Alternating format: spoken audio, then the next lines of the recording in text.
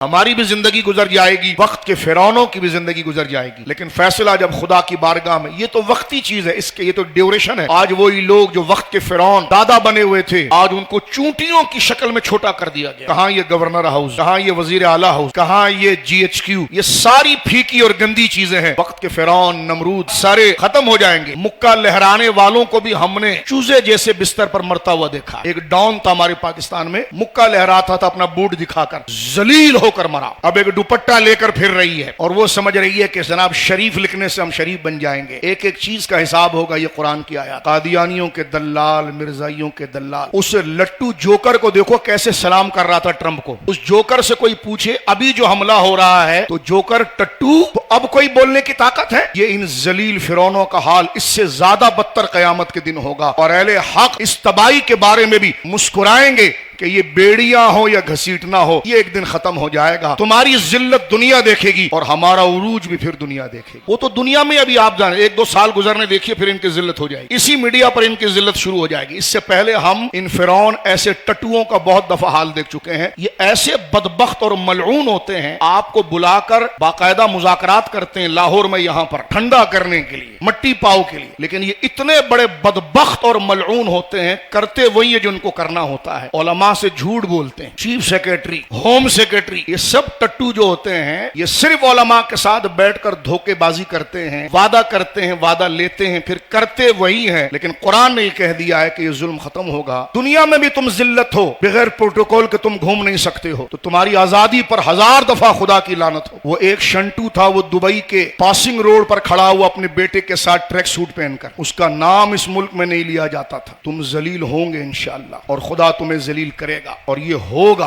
कुरान हमारे सामने, जुल्म का बदला जुल्म होता है। तुम खुद लोगों को बागी और गद्दार बनाते हो। उधर होम सेक्रेटरी और चीफ सेक्रेटरी के दस्तखत नहीं चलेंगे, उस वक्त वो नियतें चलेगी, और जाबिर और लईनों का हाल होगा, नेतन्याहू के यारों का हाल होगा। प्रोटेस्ट क्यों करते हो? अभी तो हुकूमत को प्रोटेस्ट करना चाहिए, जो कल गजा के अंदर हुआ है, परसों गजा के अंदर। 1000 लानतें तुम पर हो, तुमने उम्मत को धोखा दिया, तुमने पाकिस्तान को धोखा दिया। अब अगर तुम वाकई में सच्चे हो तो निकल आओ। तुम्हारे उस बयानिए को नेतन्याहू ने इस तरह फाड़ कर फेंक दिया। तो मैंने कहा कल की खबर, अगर वाकई में शरीफ खानदान, वाकई में शरीफ खानदान है, तो कुछ एहतजाज की तरफ आए और मामलात की तरफ आए, ताकि अवाम को यकीन आए। जिस तरह गोलियां चलाकर इसराइल को मजबूत किया गया, तो जरा मैदान अमल आकर भी तो इसराइल की मजम्मत कर दी जाए। हम कमजोर लोग हैं, हम जाबिर फिरौन से लड़ नहीं सकते, लेकिन कुरान की याद पढ़कर अपने दिल को जिंदा रख सकते हैं।